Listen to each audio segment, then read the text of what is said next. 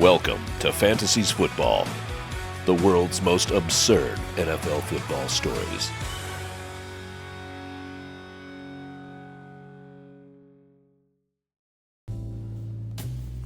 On tonight's episode, Mike Tomlin's Midnight Meat Fest, the Aaron Rodgers signing dream. It was a sultry Pittsburgh night in March 2025. The kind where the air hung heavy with steel mill sweat and unspoken desires.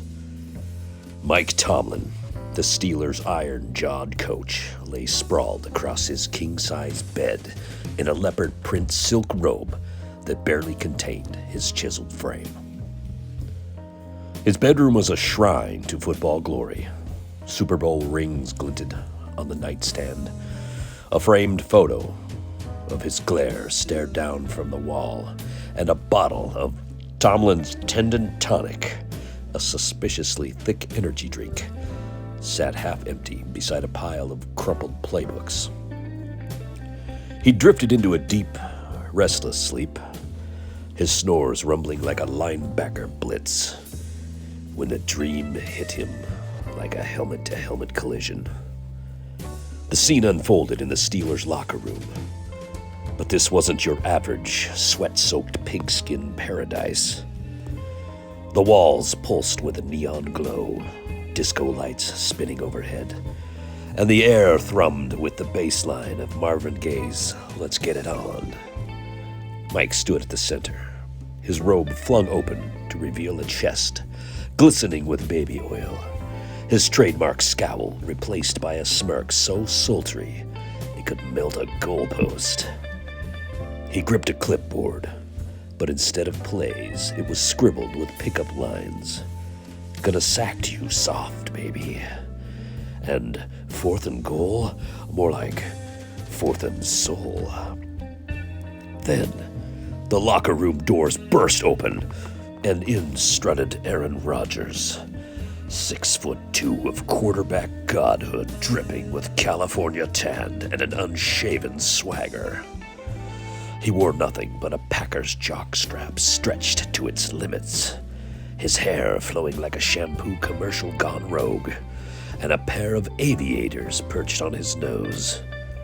In one hand, he twirled a football. In the other, he clutched a bottle of artisanal kombucha labeled Rodgers Love Elixir. His voice rolled out like velvet thunder.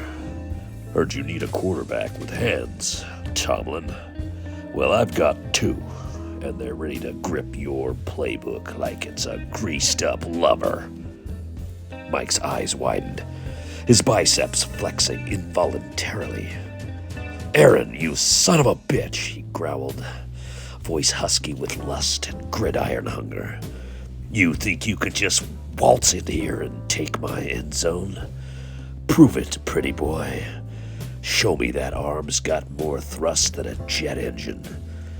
Aaron grinned, dropping the football and peeling off the jockstrap in one fluid motion, revealing a physique so sculpted it could have been chiseled by Michelangelo on a horny bender. The room erupted in steam as he sauntered closer, hips swaying, whispering, "Sign me, coach, and I'll drill your offense deeper than a fracking rig." But the dream wouldn't settle for mere mortal foreplay. Oh no! Mike's unhinged subconscious threw in a curveball. From the showers waddled a penguin, a sassy little bastard in a Steelers helmet 2 sizes too big. Its flippers slick with what looked suspiciously like melted butter. It squawked, "Oi, Tomlin, don't let this hippie hog the spotlight. I've got moves." The penguin launched into a twerking frenzy, its feathered ass bouncing to the beat, smacking the lockers with rhythmic thwacks. Mike roared with laughter, slapping his thigh. "Hell yeah, Peggy! Shake it till the ice melts." Just as the tension between Mike and Aaron reached a boiling point, hands brushing, breaths hitching, the locker room floor shook. In lumbered 2 dairy cows, Bessie and Moona. Mona Lisa, their udders swaying like pendulums of pure chaos. Bessie wore a lace garter belt stretched across her haunches, her moo a sultry bellow as she battered her lashes at Aaron. Mona Lisa, meanwhile, had a Steelers tattoo branded on her flank and a whip clenched in her teeth, her eyes locked on to Mike.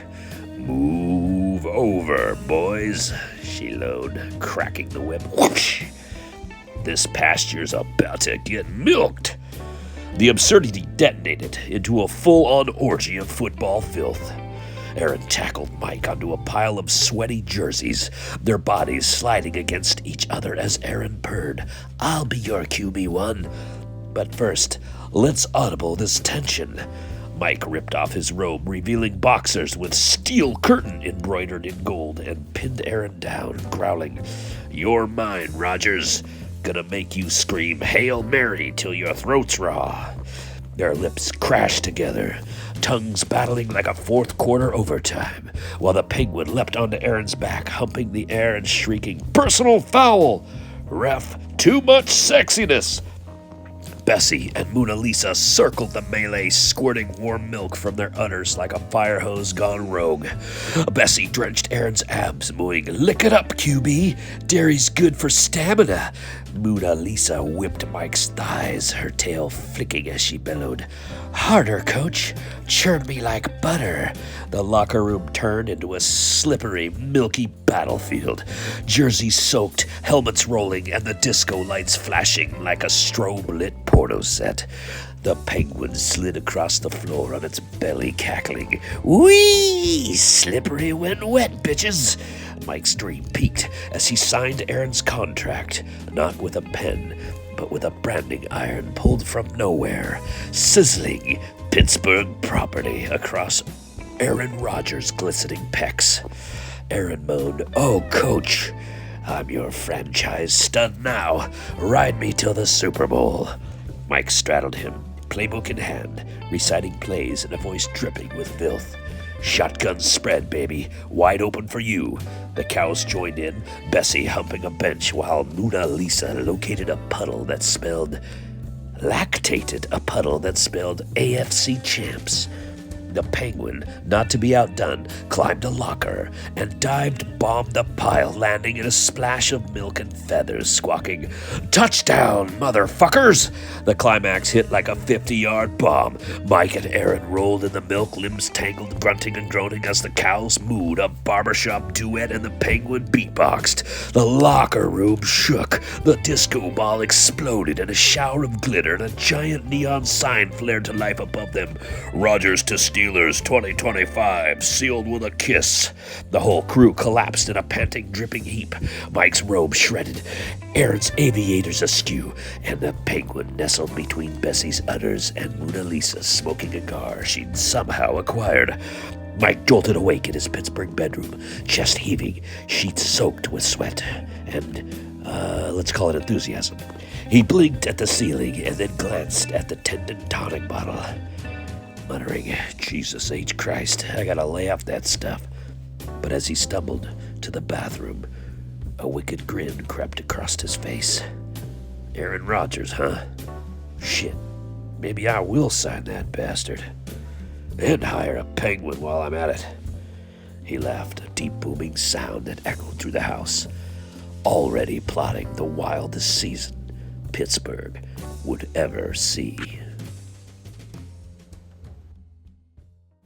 Hit like, subscribe, hit that notification bell, and share for more of the world's most absurd football stories, completely embellished, exaggerated, and full of baloney.